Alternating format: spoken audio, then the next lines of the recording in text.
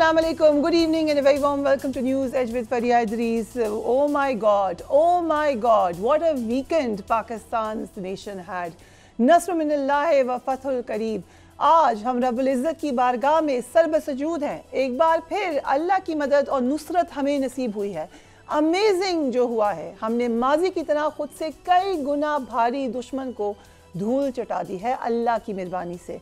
भारत के साथ 4 रोज़ तक जारी रहने वाली जंग ने न सिर्फ पाकिस्तान में एक बहुत बड़ी फतह दी, बल्कि आलमी सतह पर पाकिस्तान और पाकिस्तानी अफवाज की वो धाक बिठाई है जो कि न सिर्फ डिज़र्विंग है बल्कि कई सदियाँ याद रखी जाएगी। इस जंग के नतीजे में बहुत कुछ हुआ है, नेशनली, इंटरनेशनली। आपके अपने लोगों में आपकी जो अहम मसाइल थे वो भूल कर लोग जिस तरह इकट्ठे हुए हैं, जो हकीकत है, जो पाकिस्तान का मंशूर है, 2 कौमी नज़रिया का रिवाइवल, इट इज़ अनबिलीवेबल कि पिछले कुछ दिनों में, कुछ घंटों में पाकिस्तान कैसे तब्दील हुआ है। जहाँ एक जाने पाकिस्तान आलम इस्लाम का मजबूत कला साबित हुआ है, वहीं पर हमने एक बहुत बड़ी सो कॉल्ड भारत, जिसको शाइनिंग इंडिया कहा जाता था, उसका गुरूर खाक में मिलते हुए देखा है। अपनी आंखों के सामने भारतीय अफवाज का पोल अब पूरी दुनिया के सामने आया हो चुका है। भारतीय अफवाज को जो शर्मिंदगी और हजीमत का सामना है, उसका नतीजा कश्मीर और खालिस्तान की आज़ादी की सूरत में निकलेगा, ज़रूर निकलेगा। पाकिस्तान ने इस मुख्तसर मुद्दत के ऑपरेशन में हम जोहती कार्रवाई के जरिए भारत के अहम अस्करी, लॉजिस्टिक और डिजिटल ढांचों को शदीद नुकसान पहुंचाया। एक वक्त भी ऐसा नहीं था जहाँ पे पाकिस्तान की एयर डोमिनेंस, पाकिस्तान की मिलिट्री डोमिनेंस, जहाँ पे पाकिस्तान की साइबर डोमिनेंस महसूस ना की गई हो। ब्यास में वाक़ई ब्रह्मोस मिसाइल डिपो मुकम्मल तौर पर तबाह कर दिया गया। उधमपुर में जदीद S-400 फ़िज़ाई दिफाई निज़ाम को निशाना बनाकर नाकारा बनाया गया। पठानकोट का फ़िज़ाई अड्डा भी शदीद हमले की जद में आया, जिससे रनवे नाकाबिले इस्तेमाल हो गया। पठानकोट फ़िज़ाई अड्डे पर मौजूद लॉजिस्टिक हेडक्वार्टर में धमाकों के बाद आग भड़क उठी। जालंधर में फ़िज़ाई अड्डे का बुनियादी इंफ्रास्ट्रक्चर शदीद मुतासर हुआ। नगरोटा में नॉर्दर्न कमांड की ब्रह्मोस लॉन्च साइट को तबाह कर दिया गया। अखनौर में ब्रिगेड हेडक्वार्टर को मफलूज कर दिया गया। नॉर्दर्न कमांड के हेडक्वार्टर को नुकसान पहुंचा। फ़िज़ाई अड्डे पर शदीद हमले में 20 से ज़ायद भारतीय फौजी हलाक हुए। चंडीगढ़ में असला डिपो को गैर मौसर बनाया गया और वहां के मवासलाती निज़ाम को भी मुतासर किया गया। सूरतगढ़ में और सरसा में फ़िज़ाई अड्डे मुकम्मल तौर पर तबाह कर दिए गए। जम्मू, बारामूला, नकरोटा और राजौरी समेत मुतअद्दिद मकामात पर कमांड और लॉजिस्टिक मराकज़ को निशाना बना दिया गया। फ़िज़ाई जंग में पाकिस्तान की अफवाज ने दुश्मन के 90 से ज़ायद ड्रोन्स को तबाह कर दिया। पाकिस्तानी ड्रोन्स के जरिए हमलों का दायरा जम्मू और कश्मीर, पंजाब, राजस्थान, गुजरात, हरियाणा और दीगर हसास इलाकों तक वसी कर दिया गया। साहिबा, उड़ी, नौगाम, पूंछ, राजौरी, बारामूला और नकरोटा जैसे मकामात पर अहम तनसीबात को निशाना बनाया गया। पठानकोट, अमृतसर, फिरोजपुर, फाजिलका, जैसमपुर, भंज, यूखरन और लाखी नाला जैसे सरहदी इलाकों में भी ड्रोन कार्रवाइयाँ की गईं। हरियाणा के हिसार में दहली NCR के करीब एक भारतीय मिसाइल को रास्ते में रोका गया। साइबर वॉरफेयर के महाज पर भी पाकिस्तान ने गैर मामूली बर्तरी का मुजाहरा किया। हमने ये देखा कि 10 SCADA नेटवर्क्स को नाकारा बनाकर शुमाली भारत को तवानाई जो निज़ाम था उसको मफलूज कर दिया गया। साइबर हमले से शुमाली ग्रिड का 77% हिस्सा बंद हो गया और कई शहरी और देही इलाके बिजली से महरूम हो गए। इंडियन रेलवे का डिजिटल नेटवर्क तबाह होने से ट्रांसपोर्ट का निज़ाम दरहम बरहम हो गया। दिल्ली गैस और कश्मीर इलेक्ट्रिक जैसे अहम शहरी निज़ाम भी बंद हो गए। 507 कीमती डिवाइसेस का डेटा हज़फ कर दिया गया। 150 से ज़ायद हसास डेटा जो मालूमात थी वो चुरा लिए गए। 15 ईमेल सर्वर्स हैक कर लिए गए और 13 अहम सरकारी वेबसाइट्स या तो मसख कर दी गई, यानी डिस्ट्रॉय कर दी गई, या मुकम्मल तौर पर ख़त्म कर दी गई। नरेंद्र मोदी, जो कि एक हफ्ते कबल तक भारत का सबसे ताकतवर लीडर माना जाता था, अब शर्मिंदगी का शिकार है। गोदी मीडिया, जिस पर भारतीय अवाम आंखें बंद करके भरोसा करते थे, उसकी भी कलई खुल गई है। नरेंद्र मोदी से अब खुलकर इस्तीफे का मुतालबा किया जा रहा है। ये सब हुआ कुछ घंटों में। It literally took 4 hours for Pakistan to prove its point. Hindu इंतहा पसंद तंजीम शिवसेना ने कहा है कि नरेंद्र मोदी को अब वज़ारत उज़्मा पर रहने का हक हासिल नहीं रहा। मोदी ने पाकिस्तान के साथ जंगबंदी के लिए अमेरिका से उस वक्त दरख्वास्त की जब उसे इल्म हुआ कि पाकिस्तान के मिसाइल नई दिल्ली के बाद अब गुजरात को हदफ बनाएंगे, जो मोदी का हल्का इंतखाब और उसकी रियासत है। हरियाणा में पाकिस्तान से जो आए मिसाइल गिरे तो फिर धमकी मिली कि अब वो मोदी की रियासत गुजरात और दिल्ली को निशाना बनाने जा रहे हैं। तो यहाँ अरब पतियों की जायदादों और मफादात को तहफ़्फ़ुज़ देने की खातिर जंग बंदी के लिए अमेरिका के पांव पकड़ लिए गए। शिवसेना के रहनुमा ने इसे गद्दारी करार दिया और जो अरब पतियों के मफादात की हिफाजत के लिए की गई है। शिवसेना का कहना है कि श्रीनगर में धमाके रोकने में वज़ीर दाखिला अमित शाह नाकाम रहे, इसलिए उनसे भी इस्तीफ़ा फौरी तौर पर लिया जाए। सो दो बड़े एसेट्स बीजेपी के, उनसे आज खुद ही इस्तीफ़ा मांगा जा रहा है। सीज़ फायर के बाद आज पाक भारत DGMOs का पहला राब्ता भी हो गया। भारतीय मीडिया के मुताबिक बातचीत में सीज़ फायर बरकरार रखने पर इतफाक़ हुआ है। दोनों DGMOs ने शहरी आबादी को निशाना ना बनाने और फायरिंग से गुरेज पर इतफाक़ कर लिया है। दोनों जानिब से ड्रोन्स के जरिए हुदूद की खिलाफ वर्जी ना करने पर इतफाक़ हुआ। वज़ीर दिफ़ा ख़ाजा आसिफ ने कहा है कि बातचीत में कश्मीर, पानी और दहशतगर्दी पर बात होगी। सो आपने देखा कि कैसे मंजरनामा तब्दील हो गया। Let's watch that. मेरे पास अमेजिंग पैनल ऑफ गेस्ट्स हैं, उनका मैं आपको तारुफ करवा दूँ। मेजर जनरल साहब महमूद हमारे साथ मौजूद हैं। थ्रू आउट जब ये इंसिडेंट चल रहा था, we kept on doing programmes और बहुत सारी आपको गाइडलाइंस दी। ब्रिगेडियर मसूद खान भी हमारे रेगुलरली इस हवाले से अपडेट करते रहे। And I am very honoured to have a marshal Aamir Masood in my programme today. Thank you so much gentleman for being here. लेकिन अगर आप लोग इजाज़त दें, हमारे पास एक बड़ी अहम शख्सियत गुरप्तवंत सिंह पुन्नू हमें ज्वाइन करे हैं, थोड़ी सी बात उनसे भी कर लें। बहुत बहुत शुक्रिया पुन्नू साहब, जो तुसी क्या सी ओ ही हो गया। नरेंद्र मोदी ने तो आज झूठ बोला कि भारत को इस जंग का मकसद हासिल हो गया, तो ये मकसद था भारत का? देखो, जदों सिख जंग का ऐलान करता है तो ਉਹਦੇ ਨਾਲ ਭਾਈ ਸਾਡੇ ਪਾਕਿਸਤਾਨ ਹੁੰਦੇ ਆ ਤੇ ਨਾਰਾ ਲੱਗਦਾ ਹੈ, ਬੋਲੇ ਸੋ ਨਿਹਾਲ ਸਤ ਸ੍ਰੀ ਅਕਾਲ ਨਾਰਾਏ ਤਕਬੀਰ।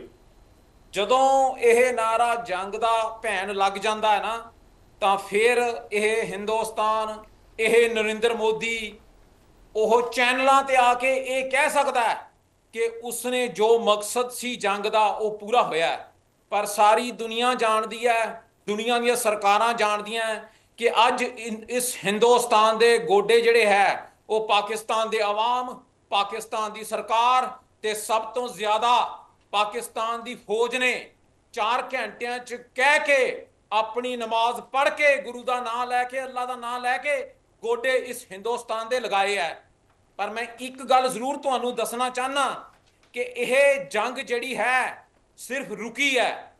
जंग उस दिन खत्म होएगी, जंग पाकिस्तान उस दिन जितेगा जिदन पंजाब जो इस वक्त भारत के कब्जे च आजाद होके अलग खालिस्तान नहीं बनता। खालिस्तान की तारीख चों कश्मीर की आज़ादी निकलेगी। Kashmir the road to independence of Kashmir runs through Punjab, runs through Khalistan.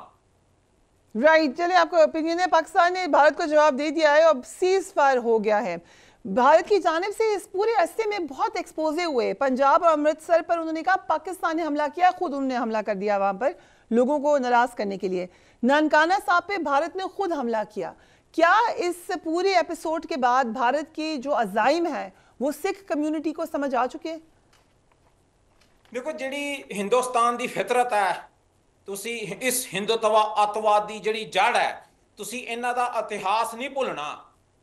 ਇਹ ਹਕੂਮਤਾਂ ਵਿੱਚ ਰਹਿਣ ਵਾਸਤੇ, ਇਹ ਆਪਣੀ ਪਾਵਰ ਵਾਸਤੇ ਆਪਣਾ ਰਾਜ ਕਾਇਮ ਰੱਖਦੇ ਸੀ। ਦੂਜੇ ਪਾਸੇ ਸਿੱਖ ਜਿਹੜਾ ਉਸ ਵਕਤ ਜੰਗਲਾਂ 'ਚ ਰਹਿੰਦਾ ਸੀ, ਇਹਨਾਂ ਦੀਆਂ ਧੀਆਂ ਭੈਣਾਂ ਦੀਆਂ ਇੱਜ਼ਤਾਂ ਬਚਾਉਣ ਵਾਸਤੇ ਉਹਨਾਂ ਜ਼ਾਲਮਾਂ ਤੇ ਹਮਲਾ ਕਰਦੇ ਸੀ। ਪਰ ਇਸ ਹਿੰਦੁਸਤਾਨ ਦੀ ਹਕੂਮਤ ਨੇ ਜੋ ਸਿੱਖ ਦੀ ਧੀ ਭੈਣ ਨਾਲ ਕੀਤਾ, ਜੋ ਸਾਡੇ ਨਾਲ ਕੀਤਾ, ਸਾਡੇ ਮੱਥੇ ਤੇ ਅੱਜ ਵੀ ਕਲੰਕ ਲੱਗਾ। ਸਾਡੀ ਵਿਧਵਾ ਕਾਲੋਨੀ ਹੈ ਦਿੱਲੀ। ਨਰਿੰਦਰ ਮੋਦੀ ਨੇ 30 ਮਿਲੀਅਨ ਸਿੱਖਾਂ ਦੇ ਖਿਲਾਫ ਜੰਗ ਦਾ ਐਲਾਨ ਕਰਤਾ ਜਦੋਂ ਨਨਕਾਣਾ ਸਾਹਿਬ ਦੇ ਉੱਤੇ ਡਰੋਨ ਭੇਜੇ। ਪਰ ਪਾਕਿਸਤਾਨ ਦੀ ਫੌਜ ਤੇ ਆਵਾਮ ਜ਼ਿੰਦਾਬਾਦ ਹੈ, ਜਿਨ੍ਹਾਂ ਨੇ ਨਨਕਾਣਾ ਸਾਹਿਬ ਬਚਾਇਆ ਔਰ ਉਸ ਡਰੋਨ ਨੂੰ ਤਬਾਹ ਕੀਤਾ। ਇਸ ਹਿੰਦੁਸਤਾਨ ਦੇ ਖਿਲਾਫ ਜਿੰਨੀ ਦੇਰ ਤੱਕ ਇਸ ਦੇ ਅਸੀਂ ਟੁਕੜੇ ਟੁਕੜੇ ਨਹੀਂ ਕਰਦੇ, ਪਰ ਸਿੱਖ ਉਨੀ ਦੇਰ ਤੱਕ ਚੈਨ ਨਾਲ ਨਹੀਂ ਬੈਠਣਗੇ ਜਿੰਨੀ ਦੇਰ ਤੱਕ ਇਸ ਹਿੰਦੁਸਤਾਨ ਦੇ ਅਸੀਂ ਟੁਕੜੇ ਟੁਕੜੇ नहीं करते। राइट, सो आपको लग रहा है कि भारत अब टुकड़े टुकड़े होने जा रहा है? लग तो उसे दिन गया सी जिस दिन इन्होंने पाकिस्तान के उत्ते हमला कर दिता सी, जिस दिन मस्जिद ਔਰ ਇਹਨਾਂ ਨੇ ਉਹਨਾਂ ਦੇ ਉੱਤੇ ਹਮਲਾ ਕਰਕੇ ਛੋਟੇ ਛੋਟੇ ਬੱਚੇ ਬੀਬੀਆਂ ਜਿਹੜੀਆਂ ਉਹ ਸ਼ਹੀਦ ਕੀਤੇ ਐ। ਜਦੋਂ ਤੁਸੀਂ ਕਿਸੇ ਧਾਰਮਿਕ ਸਥਾਨ ਤੇ ਹਮਲਾ ਕਰਦੇ ਹੋ, ਇਹ ਇਹਨਾਂ ਦੀ ਫਿਤਰਤ ਹੈ। ਤੁਹਾਨੂੰ ਯਾਦ ਹੋਣਾ ਇਹਨਾਂ ਦਿਨਾਂ ਦੇ ਵਿੱਚ 1988 ਦੇ ਵਿੱਚ ਦਰਬਾਰ ਸਾਹਿਬ ਤੇ ਹਮਲਾ ਚੱਲਦਾ ਪਿਆ ਸੀ। ਮਿਲਟਰੀ ਨੇ ਦਰਬਾਰ ਸਾਹਿਬ ਘੇਰਿਆ ਹੋਇਆ ਸੀ ਔਰ ਉੱਥੇ ਹਮਲਾ ਹੋ ਰਿਹਾ ਸੀ 1988 ਇਹਨਾਂ ਮਈ ਦੇ ਦਿਨਾਂ ਦੇ ਵਿੱਚ। 1984 ਦੇ ਵਿੱਚ ਇਹਨਾਂ ਨੇ ਦਰਬਾਰ ਸਾਹਿਬ ਤੇ ਹਮਲਾ ਕੀਤਾ, ਇਹਨਾਂ ਦਿਨਾਂ ਦੇ ਵਿੱਚ ਜੂਨ 'ਚ। ਅੱਜ ਇਹਨਾਂ ਨੇ ਕੋਸ਼ਿਸ਼ ਕੀਤੀ ਨਨਕਾਣਾ ਸਾਹਿਬ ਤੇ, ਫਿਰ ਕੋਸ਼ਿਸ਼ ਕੀਤੀ ਗਈ ਹਸਨ ਅਬਦਾਲ ਪੰਜਾ ਸਾਹਿਬ ਤੇ। ਉਸ ਹਕੂਮਤ ਦੇ ਟੁਕੜੇ ਹੋਏ ਐ, ਉਸ ਹਕੂਮਤ ਦੇ ਹਿੰਦੁਸਤਾਨ ਦੇ ਜਿਨ੍ਹਾਂ ਨੇ ਸਿੱਖਾਂ ਤੇ ਹਮਲਾ ਕੀਤਾ ਸੀ। ਇਹ ਲਿਖਿਆ ਗਿਆ ਹੈ ਤਾਰੀਖ ਦੇ ਵਿੱਚ ਕਿ ਸਿੱਖ ਤੇ ਹਿੰਦੁਸਤਾਨ ਅਲੱਗ-ਅਲੱਗ ਹੈ। ਜਿੰਨੀ ਦੇਰ ਤੱਕ ਅਸੀਂ ਪੰਜਾਬ ਨੂੰ ਹਿੰਦੁਸਤਾਨ ਤੋਂ ਅਲੱਗ ਨਹੀਂ ਕਰਦੇ, ਆਜ਼ਾਦ ਨਹੀਂ ਕਰਾਂਦੇ, ਔਰ ਜਿੰਨੀ ਦੇਰ ਤੱਕ ਹਿੰਦੁਸਤਾਨ ਦੇ ਅਸੀਂ 9 ਟੁਕੜੇ ਨਹੀਂ ਕਰਦੇ, ਔਰ ਇਹ ਤੁਸੀਂ ਵੇਖੋਗੇ ਇਹ ਹਿੰਦੁਸਤਾਨ ਦਾ ਨਕਸ਼ਾ ਦੁਨੀਆ ਦੇ ਨਕਸ਼ਿਆਂ ਤੋਂ ਮਿਟਾ ਦਿੱਤਾ ਜਾਏਗਾ। ਸੋ ਫਿਰ ਤੁਸੀਂ ਨਾਰਾ ਲਾਓਗੇ ਇੱਕ ਵਾਰੀ ਫਿਰ ਜਿਹੜਾ ਲਾਇਆ ਸੀ? ਬੋਲੇ ਸੋ ਨਿਹਾਲ, ਸਤ ਸ੍ਰੀ ਅਕਾਲ, ਨਾਰੇ ਤਕਬੀਰ, ਪਾਕਿਸਤਾਨ जिंदाबाद, खालिस्तान जिंदाबाद। I must give you credit, you were always saying that, but thank you so much for joining us. यकीनन मेरी अपनी ज़िंदगी का भी एक बेहतरीन लम्हा जब मैंने ऑपरेशन बयानुल मरसूस को रिपोर्ट किया। पर्सनल एक मसला मेरी ज़िंदगी में चल रहा था। माई मदर वॉज हॉस्पिटलाइज्ड और शी स्टिल हॉस्पिटलाइज्ड, वो है भी PF हॉस्पिटल में, लेकिन उसके बावजूद एक ऐसी मौका था जिस पे आप बात कर रहे थे जो आपको लग रहा था कि पाकिस्तान एज अ नेशन हमने जितने ख्वाब देखे वो पूरे हो रहे हैं। Even my mother who was unwell, she was so happy, अपने वहाँ पर भी वो अपना एक्सप्रेस करी थी। जितने लोग उनको ट्रीट कर रहे थे, जितने लोग बाहर थे, सबका आपको नज़र आ रहा था कि किस कदर यूनिटी है, और हम वहीं से रिपोर्ट कर रहे थे। यकीनन एक बहुत बड़ी ये ज़िंदगी में सबकी मेमोरी है। जिस भी जगह आप थे, जहाँ भी थे, आपको हमेशा याद रहेगा कि we saw that beautiful day. ISPR ने आज ऑपरेशन बयानुल मरसूस की तकमील का ऐलान कर दिया है। It's done now. पाक फौज ने इस ऑपरेशन के दौरान मीडिया के किरदार को सराहा। ISPR के मुताबिक पाकिस्तानी नौजवान साइबर महाज पर भाती झूठों का मुकाबला करते रहे, जबकि मीडिया ने भाती प्रोपेगेंडा के सामने दीवार बनाई। कल रात अफवाज पाकिस्तान की मुश्तरका प्रेस कॉन्फ्रेंस हुई। आपने देखा इन प्रेस कॉन्फ्रेंसेस को भी कॉपी करने की कोशिश कर रहा है भारत, मगर जब ये स्पेशली क्वेश्चन हुआ इस ऑपरेशन के नाम के हवाले से, this name which is now a concrete memory in our lives, तो क्या जवाब दिया? Let's watch that. जो ऑपरेशन अभी लॉन्च किया गया था उसमें काफ़ी इस्लामिक टर्मिनोलॉजीज यूज़ की गई। बुनियान मरसूस जो इंडियन मीडिया से तो प्रोनाउंस भी नहीं हो रहा था, उसके अलावा फल मुगीरात सुबहान, ये सुबह के वक्त अटैक किया गया जो कि एक सुन्नत था। तो ये किसकी, क्या हाफिज़ साहब का आइडिया था? ये किस तरह प्लान हुआ है? पाकिस्तान की जो फौज है, पाकिस्तान की जो फौज है, उसके अंदर जो इस्लाम है, it is part not personally of our believes of each one of us, it is part of our training, it is part of our faith, iman, taqwa, jihad fi sabilillah. That's what drives us, that's our motto. And alhamdulillah we have a chief of army staff who has a strong belief. तो leadership जो सी है उसका जो belief होता है, उसकी जो commitment होती है, वो translate होती है into different तरीकों से operations में। तो ये जो नाम है ये क्या बताता है? ये बताता है कि ये मोमिन होते हैं जो अल्लाह की राह में लड़ने वाले होते हैं, वो सीसा पलाई हुई दीवार की तरह होते हैं।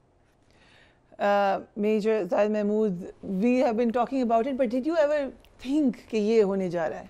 जी बिस्मिल्लाहिर्रहमानिर्रहीम। Fariha, thank you very much for the invite और many prayers for your mother. Thank you. अल्लाह ताला उनको सेहत दे। माएँ बड़ी सेंसिटिव रिश्ता होता है जी, और इन्हीं माओं की दुआओं से इट हैज़ हैपेंड। इंडीड। तो जो हमारे सोल्जर्स लड़ रहे थे, ये देखें फरिया, इसको समझने की कोशिश कीजिए कि ये पहला कोहेसिव नेशनल रिस्पॉन्स था।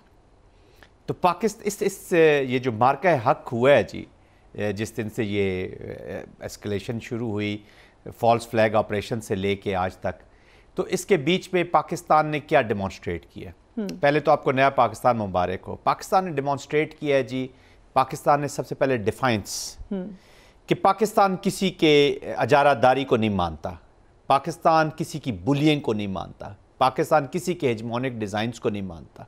पाकिस्तान आप अगर उसको इंटिमिडेट कर्स करेंगे तो वो आपकी कोरिजन इंटिमिडेशन नहीं ले रहा है। ये तो हो गया डिफाइंस। फिर आपने किया डिफेंस कि पाकिस्तान अपनी सॉवरेनिटी को, अपनी नजरियाती और जोग्राफाई सरहदों को कैसे उसका डिफेंस करता है।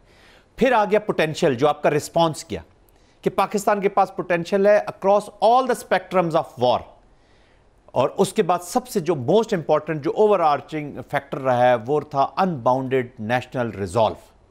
तो रिजिलियंस, पाकिस्तान का रिजॉल्व, ये सबसे इंपॉर्टेंट। और ये मैं ये इसलिए कह रहा हूँ कि ये नेशनल रिस्पॉन्सिबिलिटी कि एवरी पाकिस्तानी अपनी अपनी डोमेन में उन्होंने इंडिया का इस कॉन्टेस्ट में मुकाबला किया जी। That's why we have achieved victory in unprecedented time, 48 hours. पहले 40 मिनट में Indian air force and Indian military was embarrassed in the eyes of the people of India. ये आप ड्रामा देख लें, आज मोदी साहब ने भी जो तकरीर की है, शर्मिंदगी की तकरीर है। और मेरे पास कुछ इतलात ऐसी हैं कि आज उनका जब चेकअप के लिए गए हैं तो 180/130 चल रहा है जी ब्लड प्रेशर। ये मैं आपको खबर भी दे रहा हूँ आपको। ये आ गई होगी जी हाँ, खबर आ गई है। तो इज नॉट, तो उससे आप अंदाजा लगा लें मोदी का जो फसाड था, जो हिंदुत्व की सोच थी, it has gone to ruins. उसने किया क्या है कि भारत जिसने अपने आप को पोर्ट्रे किया हुआ था दुनिया की पावर बनने जा रहा है और इकोनॉमिक पावर बन रहा है और इतनी बड़ा बुल्ली इस इलाके में मौजूद है। वाशिंगटन ने भी मेरे ख्याल में एक लकड़ी के घोड़े पे पैसे लगा, अच्छा हो गया उनको जरा मिड रियलिटीज हो गई। वो वेस्ट को उन्होंने किया हुआ था। ये तो ऐसा झूठ बोला था भारत थ्रू आउट, ये जो राइजिंग इंडिया, शाइनिंग इंडिया, हम चने चबा देंगे, मार देंगे, इनकी देखिए ये मोदी जो है ना फरिया, ये बंद गली में पहले भी था इस ऑपरेशन से पहले, इस कॉन्फ्लिक्ट का जब शुरू हुए। ये फिर जब ऑपरेशन में इन्होंने प्लान्स किए या बातचीत शुरू की तो इनको इनकी मिलिट्री ने एडवाइस किया, वहां पे स्ट्रेटेजिस्ट अक्लमंद लोग मौजूद हैं, उन्हें एग्जैक्ट पता है पाकिस्तान की पोटेंशियल क्या है, ठीक है ना। और अगर इसको पाकिस्तान, और इसका अंदाजे से लगा ले, इनके एक जनरल हैं general PR Shankar, he is an ex director general, इनके आर्टिलरी के डायरेक्टर जनरल रहे, अभी एरोस्पेस में है, नेकब और कमांड उन्होंने की हुई है।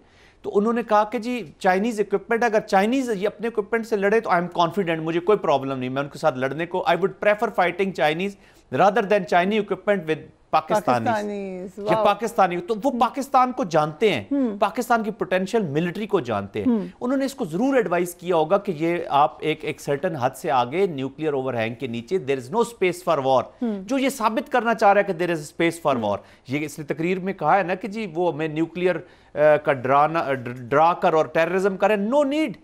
अभी तो ये 4 दिन कोई टेररिज्म नहीं था, ओपनली आप पाकिस्तान ने मारा है आपको, ओपनली पाकिस्तान ने आपको एम्बेरस किया इन ऑल डोमेन। साइबर का ये IT का चैंपियन बन रहा था, हमने सब अनाउंस भी किया, हम ये कर रहे हैं। साइबर में आपने उसको वर्ल्ड का चैंपियन बनना चाह रहा था, आपने उसको देख लिया।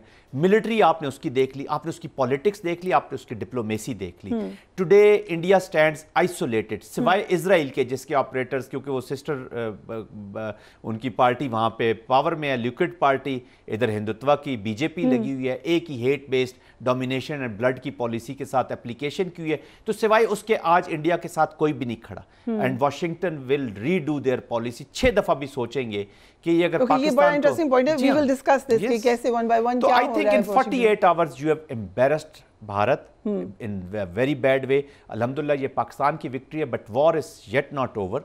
एक बैटल हमने जीती है, क्योंकि वॉर अभी आगे चलनी है इन अदर डोमेन्स। तो अभी हमारी सुपीरियर डिप्लोमेसी एंड जो सुपीरियर पॉलिटिक्स है उसका इम्तिहान है। पाकिस्तान मिलिट्री ने, air force, navy, Pakistan army, from their top leadership to नीचे एक छोटे अदना सिपाही तक, उन्होंने जो विक्ट्री का नोशन दिया है ना जी, दैट इज द बेस्ट। और मिलिट्री एप्लीकेशन के अलावा जो इंटरनेशनल एनवायरनमेंट आपको बना के दे दी है, जो आपके बारे में अभी जो व्यू पॉइंट है, जो आपके बारे में ट्रस्ट लोगों का या जो आप में कॉन्फिडेंस आया है कि it is a nuclear responsible state, वो भी आपको इन्होंने कार्व करके दे दिया है। तो you are going on a table with a very very good, not only the military environment but otherwise the diplomatic political environment. तो अब ये पॉलिटिशियंस और डिप्लोमेट्स का काम है कि वो अपनी सुपीरियर मनूवर लगाएं, इसको कहां लेके marshal Aamir Masood, thank you so much for being on the programme.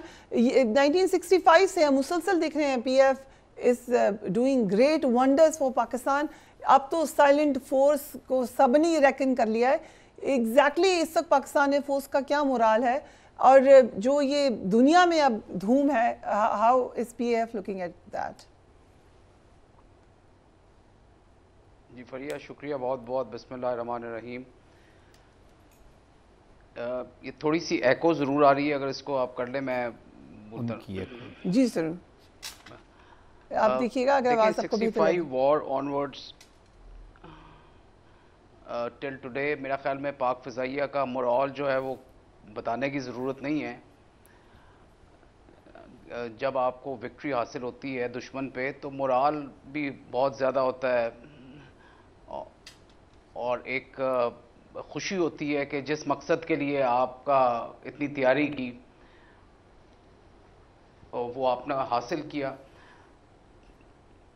तो 65 में जो हमारी बुनियादें रखी गई थी ट्रेनिंग की, लीडरशिप की, डिसीजन मेकिंग की, वो आज तक मौजूद हैं और मेरा ख्याल में यही तुर्रा इम्तियाज़ रहा है पाक फ़िज़ाइया का।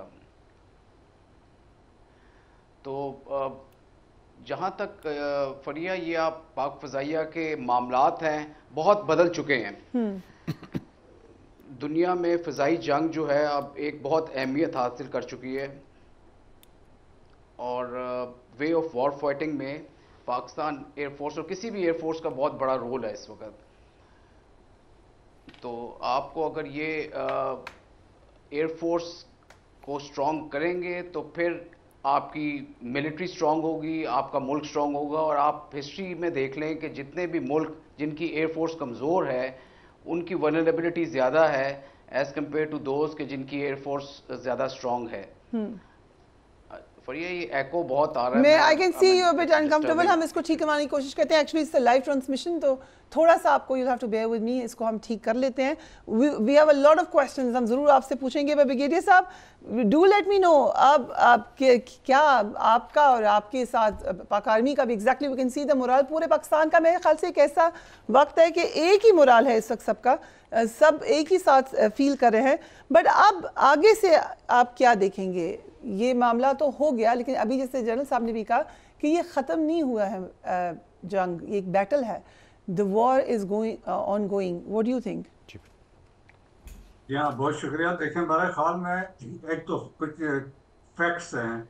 इंडिया हैज लॉस्ट जिसका जो मिलिट्री डिप्लोमेटिक और पॉलिटिकल जो पोस्चर था दैट हैज बीन लॉस्ट। उसके बाद फिर वो साउथ एशिया में नेट सिक्योरिटी प्रोवाइडर का कंसेप्ट था दैट इज गॉन। और पाकिस्तान हैज इमर्ज जो पाकिस्तान की रेलेवेंस बढ़ गई है इन द रीजन। और पाकिस्तान को अब दुनिया जिस तरह यूनाइटेड स्टेट्स को हमने देखा है they are treating Pakistan at par with India. पहले ये था कि हमें लोअर शेड में रखा जाता था। सो ये तब्दीलियां रूनुमा हो चुकी हैं। और इसके बाद देखें कि एक्नॉलेजमेंट अभी मोदी जो तकरीर करे, अभी इंटरनेशनल कम्युनिटी आप देखें, इलेक्ट्रॉनिक देखें, प्रिंट मीडिया को देखें, स्टोरीज आ रही है, दे आर एक्नॉलेजिंग और वो सल्यूट कर रहे हैं the performance of the armed forces of Pakistan, military leadership, air force leadership और कि इन्होंने क्या कंट्रीब्यूशन है। और पाकिस्तान ने we perform in all domains of warfare की जब हम बात करते हैं, जैसे लैंड है, सी है, एयर है, साइबर है, इलेक्ट्रॉनिक वारफेयर है। और तो उसमें भी हमारी जो परफॉर्मेंस है हमने डिमॉन्स्ट्रेट की। फिर ड्रोन्स में भी हम चले गए, उसमें भी जबरदस्त किस्म की परफॉर्मेंस है। फतेह 2 भी चला है और JF-17 चल रहा है, S-400 पे गया। और इसके अलावा आपके जो साइट्स बाकी है मतलब ऑल 100% जो थी। अब ये है कि it is a victory for Pakistan जो दुनिया मान गई है। दैट्स वाई पाकिस्तान का जो प्रेशर था तो इट वाज इंडिया जिस तरह नेहरू भाग के गया था 1948 में यूनाइटेड नेशन सिक्योरिटी काउंसिल में, इस तरह मोदी साहब की टीम जो थी अमेरिका, सऊदीज के और तुर्किया के पीछे गए फॉर सीज फायर करवाने के लिए। अब ये है कि हमारे सामने जो मेजर चीजें हैं कि हमने अभी बातचीत करनी, आज DGMOs की पहली बातचीत हुई है, सीज फायर की है। दैट इज वेरी इंपॉर्टेंट क्योंकि हमने सीज फायर को इंश्योर करना है। LOC 700 किलोमीटर है, वर्किंग बाउंड्री 193 किलोमीटर की है क्योंकि इसमें से फायरिंग और आर्टिलरी शेलिंग की वजह से मसाइल होते हैं सिविलियन पॉपुलेशन के लिए। सो शहादतें सिविलियंस की होती हैं, प्रॉपर्टी उन्हीं की डैमेज होती है। सो देयरफॉर ये सीज फायर की continuity is very important as far as from civilian की वजह से। और modalities can be work out और फ्लैग जो मीटिंग्स होती हैं लोकल कमांडर्स लेवल पे होती है। Since we don't have any written agreement जो सीज फायर के, it is understanding between the two militaries. एक तो वो चीज है। सेकंड इसके अलावा जो इम्पोर्टेंट चीज है जो टेबल पे बात होनी है, जो हमारी देखें सक्सेस क्या हुई है। ट्रम्प सेट की we are ready to mediate Jammu and Kashmir के लिए। और जो That's a big thing. Tweet की थी, Yes. मार्को रूबियो ने जो ट्वीट की उस थी सेट कि they will discuss broad set of issues. इसका मतलब है इन ए न्यूट्रल कंट्री बड़ी मतलब सक्सेस। बट एग्जैक्टली वो जनरल साहब वो कि सही कि ये इतना बड़ा मामला तो हो गया, लेकिन अब इसको मेंटेन करना एक बहुत बड़ी चैलेंज होगी for our diplomats, for our foreign office, for our political government. ये इसको कैसे आपने आगे लेके चलना है। भारत में अमरीकी सदर की जानिब से सीज फायर का क्रेडिट लेने पर गोदी मीडिया शदीद बरहम है। अमरीकी सदर ने आज एक बार फिर वाजे किया है कि उन्होंने पाक भारत जंग बंदी करवाई है। क्लियर है ये बात, लेकिन उनका मीडिया मानने को तैयार नहीं है, मानेगा भी नहीं। लिटरली उन्होंने अपनी सारी क्रेडिबिलिटी खोई है। बट लेट्स वॉच के क्या कहा है यूएस प्रेसिडेंट ने। भारत को पाकिस्तान के मुंह तोड़ जवाब की तायद अब भारत खुद भी कर रहा है। उनके साबिक वज़ीर मुमलिकत खारजा शशि थरूर वाज़े तौर पे इस बात को मान रहे हैं। उन्हें भी देखिए। उन्होंने अपनी एक बात तो करनी है, ऑब्वियसली उन्हें इंडियन वर्जन देना है। पाकिस्तान के मौसर जवाब की बदौलत मसला कश्मीर जो आलमी सतह पर उजागर हुआ है, ये ग्रेट अचीवमेंट है। अमरीकी सदर ने इस मामले के हल के लिए मुकम्मल ताउन की पेशकश कर दी है। इस हवाले से मकबूजा कश्मीर की कठपुतली वज़ीर आला उमर अब्दुल्ला ने भी इतराफ़ कर लिया है कि पाकिस्तान मसला कश्मीर को आलमी सतह पर उजागर करने में कामयाब हो चुका है। सो जहाँ पे हम बात करें मिलिट्री विक्ट्री की, diplomatic victory as well. Let's watch that. Will take a break and we will be right back.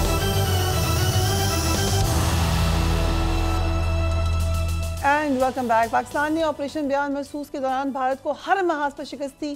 पूरे मुल्क में अफवाज पाकिस्तान की बेमिसाल कामयाबी पर अवाम खुशी का इजहार कर रहे हैं। आज एक स्टॉक मार्केट का भी हमने देखा कि उसमें तेज़ी आई। इंडेक्स ने 10,000 पॉइंट्स का इजाफी रिकॉर्ड बिजनेस किया। कौमी असम्बली के इजलास में आज पाक फ़ज़ाइया को खराज तहसीन पेश किया गया। एक करारदाद मुतफ़िक़ा तौर पर मंजूर कर ली गई। करारदाद में मादरे वतन के दिफा पर कौम और फ़ौज को खराज तहसीन पेश किया गया। एक इंटरेस्टिंग स्टोरी का एक पार्ट है जो कि अंसार अब्बासी साहब ने लिखी है अगेन अबाउट दिस ऑपरेशन। वो ये कह रहे हैं आर्मी चीफ ने कुरान करीम की आयत का हवाला देकर कहा था कि अल्लाह की मदद और नुसरत से ये कितनी मर्तबा हुआ कि एक झूठी ताकत ने बड़ी ताकत को शिकस्त दी। आर्मी चीफ का कहना था कि इलाकाई सालमियत और खुद मुख्तारी के तहफ़्फ़ुज़ के लिए पाकिस्तान में भरपूर दिफाई सलाहियत मौजूद है। मुल्की सालमियत का दिफा कैसे करना है ये हम बखूबी जानते हैं। 13 लाख भारतीय फ़ौज अपने तमाम तर हथियारों से हमें डरा और धमका नहीं सकती। उन्होंने ये भी कहा कि ये जो स्टेटमेंट है ये आपको नज़र आई फिर प्रूव होती हुई। बहुत सारे महाज थे, लेकिन उनमें एक बहुत ही वो यादगार प्रोमिनेंट लम्हा जब रफ़ेल तैयारे गिरा दिए गए।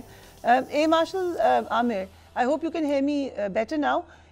रफ़ेल तैयारे गिराना और उसके बाद कहाँ कहाँ पे थ्रू आउट ये कहा एक्सपर्ट्स ने कि पाकिस्तान एयरफोर्स ने एक लम्हा भी नहीं ऐसा छोड़ा जब उनकी डोमिनेंस महसूस नहीं हुई फ़िज़ाओं में। ये किस तरीके से अचीव किया पाक फ़िज़ाइया ने? देखिए फरिया, अल्हम्दुलिल्लाह अल्लाह ताला का बहुत करम है, अल्लाह का बहुत करम है, यही मैं कह सकता हूँ, क्योंकि दुश्मन को कभी कमतर नहीं समझना चाहिए। और मेरा ख्याल में पाक फ़ज़ाइया में जब भी हम तैयारी करते हैं, जब भी हमारी जो एक बेसिक असूल ट्रेनिंग का वो ये होता है कि हम दुश्मन को सबसे ज़्यादा कैपेबिलिटीज़ देते हैं और उससे सबसे अपने लिए वर्स्ट सिचुएशन देते हैं। अगर उसके पास 36 जहाज है तो हम कहते हैं कि उसके पास 70 जहाज है। अगर उसके पास डेटा लिंक वगैरह या कोई उसके पास नेटवर्क रिलेटेड चीजें नहीं है, हम उसको वो ग्रांट करते हैं, उसको उसकी जो बीबीआर की रेंजेस हैं उसको ज्यादा देते हैं।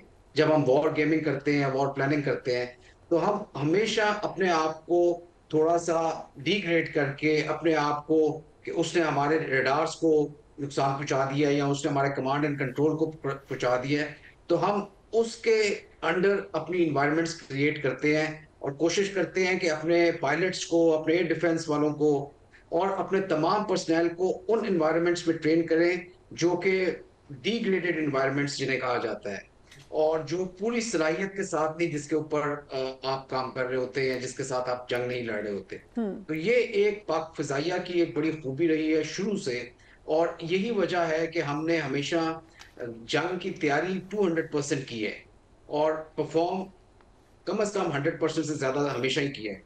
तो ये बहुत जरूरी है कि आप ट्रेनिंग अपने पायलट्स की, अपने एयर क्रू की, अपने फाइटिंग एलिमेंट्स की जितनी भी है वो इस तरीके से करें कि उन्हें जब नमाज पे जाना पड़े तो उनको ऐसा महसूस हो कि ये एक नॉर्मल ट्रेनिंग मिशन है, बल्कि उस ट्रेनिंग मिशन से भी आसान मालूम हो। और मैं आपको यकीन से कह सकता हूँ, हमने ये मिशन कर चुके हैं डिफरेंट, जब कॉन्टिजेंसीज हुई कारगिल की, न्यूक्लियर की, और ये जब आपका पार्लियामेंट का अटैक हुआ, मुंबई का हुआ, और ये जो पिछला पुलवामा था, आप उन पायलट से बात करें, हमारे स्टूडेंट्स थे, वो जब वापस आए तो उन्होंने कहा कि हमें ऐसा लग रहा था कि जैसे हम एक नॉर्मल ट्रेनिंग मिशन कर रहे हैं, बल्कि उससे भी शायद आसान लग रहा था।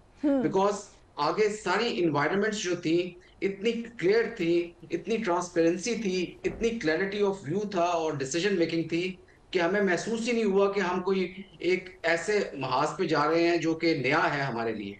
सो उसकी वजह ये है फरिया कि हमने जिस तरह राफेल की आपने बात की, राफेल को गिराना जो था वो एक उनके लिए बहुत बड़ा कारनामा शायद ना हो, लेकिन दुनिया के लिए, इंडिया के लिए और तमाम मॉडर्न एयर फोर्सेस जब इस वॉर को स्टडी करेंगी, उन्हें दो तीन चीजें बहुत यूनिक नजर आएंगी। एक सबसे पहली चीज तो ये कि ये बहुत अरसे बाद इतने बड़े स्केल पे एक बैटल, एयर बैटल हुई है जो सेकेंड वर्ल्ड वॉर के बाद सबसे बड़ी समझी जाती है। दूसरी चीज, इसमें जो यूज ऑफ टेक्नोलॉजीज हुआ वो देवर ऑल कटिंग एज टेक्नोलॉजीज।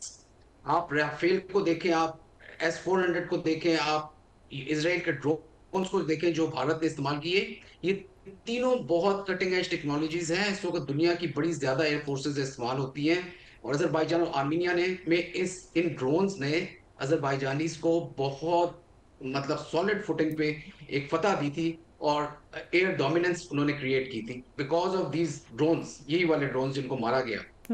और राफेल एक बहुत काबिल तैयार है, एक बहुत मजबूत किस्म की टेक्नोलॉजी है उसमें। उसका जो वेपन है मेटियोर, वो दुनिया का बेहतरीन वेपन समझा जाता है। उसका जो इलेक्ट्रिक वॉरफेयर का जो स्वीट है, वो spectra, that is the best in the world at present. ये मैं आपको बिल्कुल यकीन से बता रहा हूँ।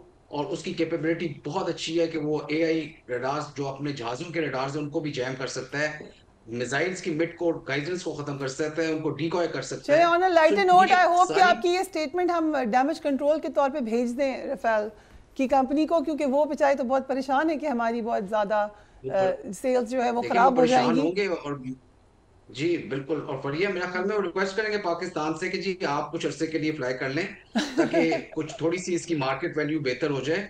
बट एक क्वेश्चन है मार्शल साहब, जो बहुत कहने लोगों का- ने किया, मुझसे बहुत लोगों ने किया, एंड आई एम श्योर आपसे भी किया होगा, कि जब हमारे निशाने पे थे इससे ज़्यादा Rafales, let's not give a number but वो मुख्तलिफ फिगर्स हैं, तो क्यों नहीं उनको गिराया?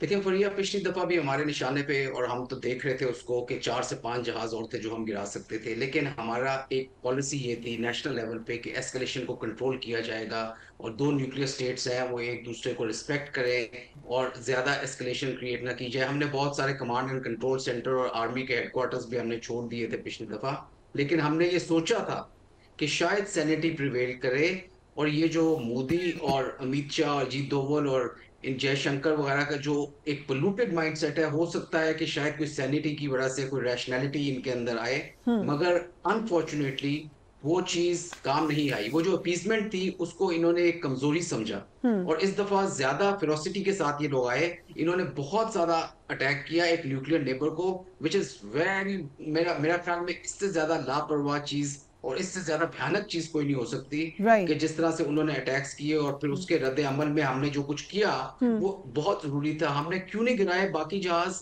मेरा ख्याल में हमें, अगर आप मेरे से पर्सनली पूछें तो अगर वो निशाने पे थे तो उनको जरूर गिराना चाहिए था, क्योंकि यही वो तरीका है कि जिससे हम इस तरह के इनसेन माइंड्स को, कोई एक डेटरेंस को रीस्टैब्लिश कर सकते हैं। लेकिन जितने हमने गिराए वो मैं आपको बता रहा हूँ कि उनकी बेसिस को जो निशाना बनाया, उनके S-400 को बनाया, उनके राफेल को बनाया, ये दो वो चीजें थी जो इनकी बैकबोन थी और इनकी एयरफोर्स की सेंटर ऑफ ग्रेविटी थी। तो हमने उनकी बुनियादों को जरूर हिला दिया है, और वो इसको जाके सोचेंगे जरूर कि क्या वजह थी कि इतने बड़े, इतने पावरफुल सिस्टम के साथ भी उनको पाकिस्तान फिजाइया के सामने ये शिकस्त। Very interesting. सो ब्रिगेडियर साहब, पाकिस्तान बात इस तसादुम के बाद कहा जा रहा है कि शायद आलमी सतह पर एक नया ब्लॉक बने जिसमें चीन, पाकिस्तान, रूस, ईरान और तुर्की शामिल होंगे। Is that a possibility? जी हाँ, देखिए आजकल इसी बात पे, जिस तरीके से टेक्नोलॉजी की बात है, जिस तरह मार्शल साहब ने एक्सप्लेन अभी किया कि अभी Chinese technology versus western technology की बात हो रही है। चाइनीज एक्सपोर्ट जो डिफेंस वाले इस वर्ष अराउंड 6%, अब इसको बूस्ट मिलेगा, उनके शेयर्स उठ गए हैं। तो इसके बाद से एक रीअलाइनमेंट की बात यकीनन हो रही है रीजन में, जिसमें रशिया है, चाइना है, पाकिस्तान है, हो सकता है इंडोनेशिया या ईरान है, उस तरह एक पॉसिबिलिटी इसमें हो सकती है और दुनिया में उसको एक थ्रेट समझती है। But at the same time मेरे ख्याल में अमेरिकन ये भी सोच रहे होंगे कि हमने जो फायदा उठाना था इंडिया से वो तो पाकिस्तान के सामने लड़ गए, तो अब चाइना के सामने ये क्या कर सकता है। So therefore there must be नई थिंकिंग वहां पे भी हो रही होगी कि क्या कुछ करना है, क्योंकि उनके तवक्कुआत उसके मेयार के मुताबिक ना पूरा ना उतर सके हैं। देखिए एम्बेरसमेंट उन्होंने रशिया के लिए भी करवाया एस्पेरोनेट की वजह से, और हेरोप मिसाइल जो ड्रोन्स थे वो इसराइल के लिए उन्होंने एम्बेरसमेंट, और राफेल यकीन फ्रांस के लिए था। सो मेरे ख्याल में इस जब देखा वो इन नट में हम ये कह सकते हैं जो पॉलिटिकल डिप्लोमेटिक और जो मिलिट्री जो इनका जो पोस्चर था वो इनका खत्म हो गया है, और जो सो कॉल हेजमोनिक स्टेट थी साउथ एशिया में या नेट सिक्योरिटी प्रोवाइडर की जो एक सो कॉल इसका नारा था उससे भी ये गए हैं। मेरे ख्याल में फ्यूचर अभी इंडिया का अभी ठीक नहीं है, और मुझे नहीं लगता है कि मोदी सरवाइव करेंगे इन नियर फ्यूचर। ये भी बड़ा इंटरेस्टिंग एंगल होगा देखने का। सो जनरल साहिब महमूद, डू शेयर पर्सनली, आपके तो साहबजादे भी he was on ground, how did you feel on a personal level? देखिए अल्हम्दुलिल्लाह, अल्लाह आई एम वेरी हैप्पी कि अल्लाह सुब्हाना ताला ने हमें भी ज़िंदगी में मौका दिया पाकिस्तान की खिदमत करने का, और specially Indian context. It is amazing. I mean हमने जी जंग ज़्यादा फितनल खवारिज के ख़िलाफ़ भी लड़ी, बहुत close combat, got injured also, 6 bullets and mortar shell, लेकिन जो लम्हे हमने कश्मीर में अगेंस्ट इंडिया गुजारे, that was the best time of our service जी। और ये जो 4 दिन है ना जी, इसने मतलब है, और मुझे अल्लाह ताला का जितना शुक्र अदा करूं कि हम इस अपनी आंखों से ये देख लिया जी ज़िंदगी के बीच में। और जैसे आपने कहा हमारे सारे बच्चे हैं जी, सारे यंगस्टर्स, और these youngsters are leading from the front. और ये भी मैं अल्लाह का शुक्र अदा करता हूँ कि अल्लाह सुब्हाना ताला ने मेरे घर में एक ऐसा बच्चा पैदा किया जो ये अपनी उसका कैरियर स्टार्ट ही इस चीज़ से हो रहा है। तो प्राइड के साथ ये एक प्राउड पाकिस्तानी बन के ये कौम आगे जाएगी। तो यूथ ने, चाहे वो सोशल मीडिया का यूथ है, चाहे वो वॉर में लड़ने वाला जवान है, ये मैं पाकिस्तानी बच्चों से और नौजवानों को एक आप इजाज़त दे तो मैं मैसेज देना चाहूँ कि हमारे तमाम बच्चों ने ये जंग लड़ी है। तो यूथ ने इंफॉर्मेशन वॉरफेयर कर ले, आपके मैं देखता हूँ यहाँ पे भी बच्चे जिस तरीके से कर रहे हैं, और फिर हमारे नौजवान, हमारे सिपाही ख़ास तौर पे यंग बच्चे, कोई 19 साल का, कोई 20 साल का, किसी के 2.5 महीने का बच्चा। और मैं तो आज मोदी की स्पीच सुन रहा था, जिस तरीके से उसने हमारी हवा बीबी जो बच्ची है 4-5 साल की, उज़ैर, मोहम्मद ज़ुबैर, इर्तज़ा, ये टेररिस्ट थे और कह रहे जी ये पाकिस्तानी, शर्म की बात है। तो आई एम वेरी प्राउड कि हमारे नौजवान इस वॉर को लीड कर रहे हैं। अब उनको जो पाकिस्तान हम आज जिस हैंड ओवर करेंगे, ये वो Pakistan with this character and this stature जो हमारे बच्चे अब इसको आगे लेके जाएंगे। This will be a proud nation इंशाल्लाह। Thank you so much gentleman for being on the programme. इतना अहम ये हफ्ता होगा आगे भी, और इतना अहम वक्त हम गुजार रहे हैं इस वक्त। We are actually being part of history. यकीनन हम ये वक्त याद रखेंगे, और यकीनन we are so proud to be Pakistani today. Take care of yourself. अल्लाह हाफ़िज़।